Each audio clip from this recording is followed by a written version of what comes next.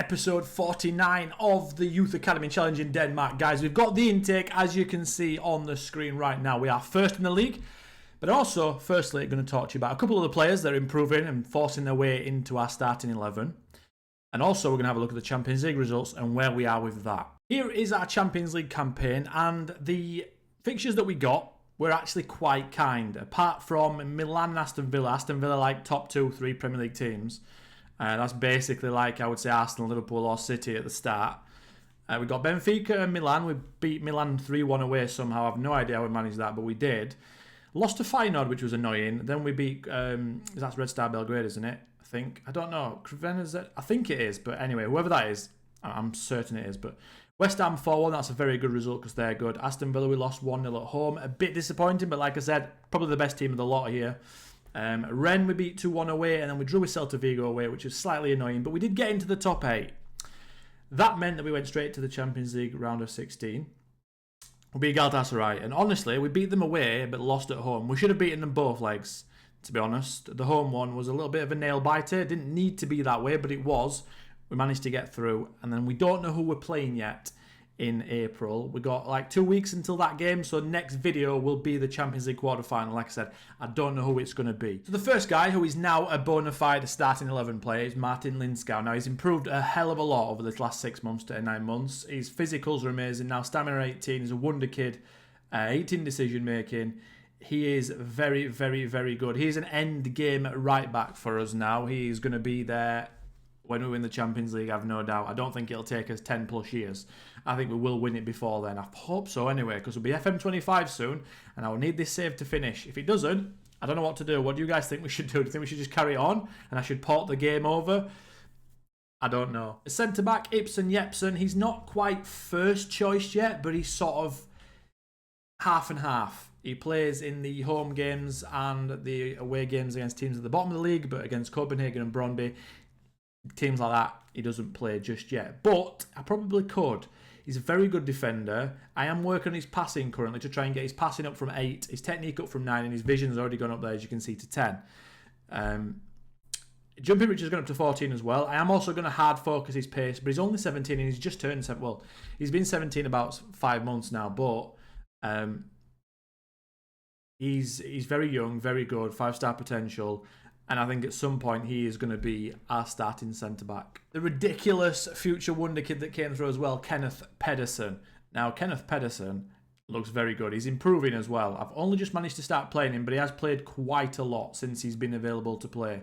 He became of age at 16 in September, 15th September. So he's played 14 games. He's got a goal and an assist. Just under a 7 rating, 6.96 in all competitions. The thing with him is I keep getting training messages saying that he needs to play more first team football. So when that comes up, that's what we do. Right now, I think I'm working on his final third, which is his composure and his decision making. I'm trying to get his composure up a little bit, and then we'll probably work on, I don't know actually, maybe his defensive positioning, get those up to 13, make him a good defender, and then we'll work on his dribbling and his crossing. I think his physicals are absolutely fine, and his mentals are fine. Need to work on his technicals a little bit, but Pedersen looks really good. He is really good. So him at left back and Lindskau at right back. We've got some very good wing backs. The next one, who is probably the jewel of the crown, to be quite honest, Nenad Petrovski. Now this guy, this season, has been absolutely ridiculous. He's just turned 17 in December, and he's got 11 goals and 15 assists in 24 starts. He's averaging a goal contribution, more than 1 every single start. 7.64 average rating in all competitions. This guy, if he carries on like this, is going to be our best player, and he's going to be very, very special. Nenad Petrovski, ridiculous, honestly. The match engine, he's left-footed. He's got a wonderful left foot, by the way. When he passes and he finishes, he drills them. He's so good. He plays well beyond his years. I honestly cannot speak any more highly of him than I am doing currently. His development has been really, really good, just flown up. I've played him, like I said. At the start of the season, he was just scoring and assisting every single match. So I was like, okay, we'll just keep playing him. And yeah, he's playing just behind Rasmussen in shadow striker, and it suits him to an absolute T. 14 finishing does help. I need to work on his passing and his vision, because at the minute he's probably more of a winger than attacking midfielder, but I'm not moving him from that position. So yeah, I think I am working on his passing right now. I think. Yeah, we are. We're working on his passing and his vision and his technique. But not really his technique, but passing and his vision. Get those two tidied up a little bit, then first touch, and then we should have like a Champions League winning level player on our hands, because he's fantastic. Going to give him a very long contract as well next season. Make sure we tie him down for a long, long time. But he's killing it to the point where, if you look at the league, he has got the highest average rated in the whole league. 7.73 is ridiculous. Argason at 7.69 and Korfwed at 7.36. And Korfwed is now worth 63 million. Now, he's probably our best player, or one of our, well, in the top 2 of our best players. This guy is amazing. Now, I think as we go forward, what's going to happen is Korfwed's going to go centre-back, Linskau is going to go right-back, Pederson left-back, and then Ipson Yson is going to be centre-back with Korfwed. Agard is going to have to move into midfield, and I'm thinking about making him a DM. And then we've got Topol in centre midfield, and I might even drop Petrovski back into centre midfield and make it a 4-3-3 with a DM. And then what I can do is I can make Agard drop into the back 3 to make a back 3 as a half-back, because he's playing centre-back anyway. And then I can make Linskau and Pedersen, who are wing-backs, fly up the wing. Basically like Klopp did with Trent and Robertson, and he had Fabinho dropping in. That's what the vision looks like going forward. Rasmussen up front, and then it will be Jakobsen on the right, and at the moment Argason on the left, because Argason this season has been amazing. But Korfwed, 19 decision making, he's 6'2", he's got a bit of pace, he's strong, he can jump, good anticipation, he can mark his position, he's a very good player, he's wanted by a lot of clubs. I've just signed into a new contract, 50 grand a week. I need to start paying these sort of wages, but he has been very, very good for us, and he's just going to play every single match. And then last but not least then is Henning Gartman. Not Martin, Henning Gartman, his namesake, 18 years old. He's also played quite a lot this season, averaging over a 7 as you'd expect. I am giving these youngsters a lot more game time now. He's another midfielder that I need to start maybe thinking about putting in. Yeah, at some point I'm not going to be able to ignore him either. I don't know when I'm going to fit all these midfielders. But yeah, he's looking very good. He just got another injury, well, virus, but he had an injury before that, which was slightly annoying. He just had a new contract for 4 years, but I'm going to give him another one next season, I think. A big one for 5 years plus an optional 3. Try and keep him throughout the entirety of his 20s when he inevitably becomes very good. Good traits as well, just very good attributes for 18. Only just turned 18 really as well. But yeah, future's looking all right. There's not really anybody in the under-19s that's looking to break in. They're all in the first team now. But I do think with those guys, I think the Champions League win, with a bit of luck, is here already. I don't think we need much else. Keep talking about a goalkeeper, but I'm not sure we're going to get one. We've got Boylerson, who I'll show you now. Now, he's got 4.5-star potential, and I am going to start playing him a bit more at the back end of the season. And he's improving, but he's 5'11", and it worries me. It worries me that he's 5'11". He is valued quite high, and he has got decent potential. And every time a staff meeting comes up, it says that he could become much better than Ahmed, our goalkeeper currently. So I'd be stupid not to try and at least see where the potential leads him. Fairly professional personality as well. That's changed, I'm pretty certain. I don't think it was that to start with. So yeah, I'm going to keep playing him. But he's only 17, remember. He's nearly 18. But the goalkeeper, that's like at least 2 years more. So he's about 16 really in terms of experience. So we'll keep giving him game time, but Ahmed is our first choice goalkeeper, especially in the Champions League. I can't risk him there right now, but I do think he's improved a little bit over the last couple of months. If you look at his progress, yeah, there he is. Since the turn of the year, he's gone up quite well. That's just because I've been giving him game time, and it makes sense. So those are the players. That's the Champions League run. We're doing well in the league. We're top of the league by about 10, 12 points. We don't have to worry about that. We're still in the Cup semi-final. And I'm going to now show you the preview just before we show the intake. Here's the preview then. Defensive midfielders and attacking midfielders are an A rating, and striker is also an A rating. Now, we did need goalkeeper.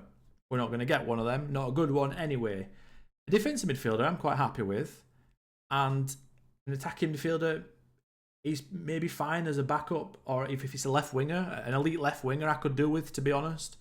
Striker for backup to Rasmussen would be fine. And can't complain with A ratings at this stage in the game. Usually when you get to this point, you're not getting A ratings. So we're quite lucky with that. Although the intake might not be as good as that. So let's have a look. Without further ado then, let's check this youth intake. 1, 2, 3. Oh, nice. 2 5-star players, 2 elite talents. Not much after that. That might be our attacking midfielder it's talking about. Our striker and our defensive midfielder is there. So that's quite accurate. It's a false 9 apparently, which looks like a midfielder more than a striker then. And a deep line playmaker in Ankergren. So that's nice. I did say I needed a defensive midfielder. He can also play centre-back, but I don't really need them now. Here we are then. Knudsen is a professional personality, which is really, really good. He should improve no end. Very, very quick. And Andre Ankergren, defensive midfielder, he's fairly ambitious, which is also quite nice. We've got a spineless player there, which is not very good at all. That's not the first time I've seen that, but it's not often you see that. I wonder why that is. Spineless. I wonder what that makes that happen. Yeah, weird one. We've got easily discouraged as well, unambitious near the bottom. But I suppose what matters is the 3 players that we're going to sign up are the ones with the decent personalities. I will sign Usaga up, just because why not? 15 determination, might become a backup player. But those 3 will be signed up. I'll look at the goalkeeper, Valentin, but if he's 3-star potential against my goalkeepers, not good, is it? 4 balance. Looks okay, but I've got a plethora of goalkeepers that are just as good as that, so I don't need him. Right, Christian Beck, we had a look at him, didn't we, as a spineless player. Could we maybe sign him up and try and work on that? 8 determination suggests we maybe could. Do you know what? I'll take a punt and I'll try and change him. Let's see what happens. We've got some players now that we can give mentoring abilities to, so let's see if we can do that. Why not? Let's try. Let's try do some mentoring in this save. Nikolai Usaga then. I'm not expecting too much out of him. 3.5-star potential. Let's have a look. And he looks quite good, doesn't he? That would be a very good player for us 6 seasons back.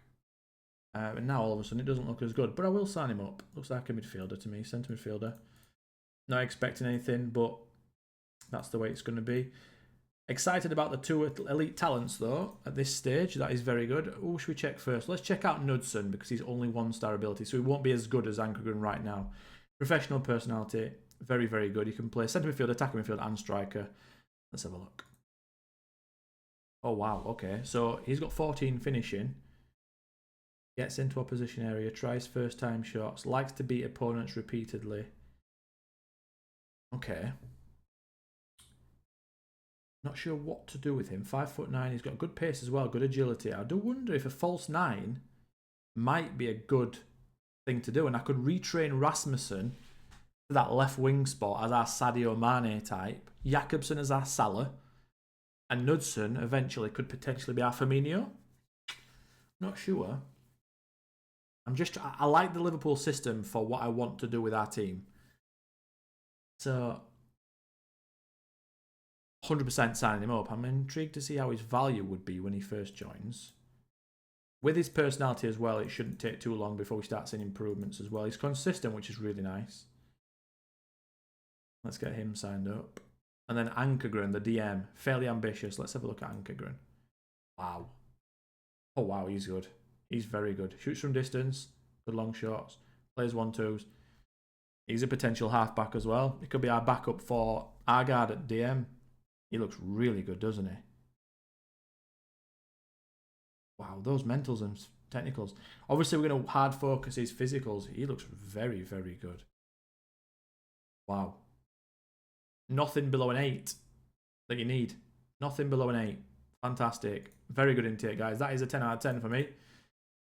At this stage, not expecting players like that. Maybe one of them. Really, really good. I'd definitely take a 10 out of 10 that for that Brilliant. Right, guys. Not the longest video again, but it doesn't matter. The next one will be the Champions League quarterfinals. I don't know who we're playing yet, but you'll see in the next episode. Thank you for watching the video. As always, leave a like on the video. Subscription, if you can possibly do that, that would be amazing and mean a lot to us. And until next time, I'll see you then. Goodbye.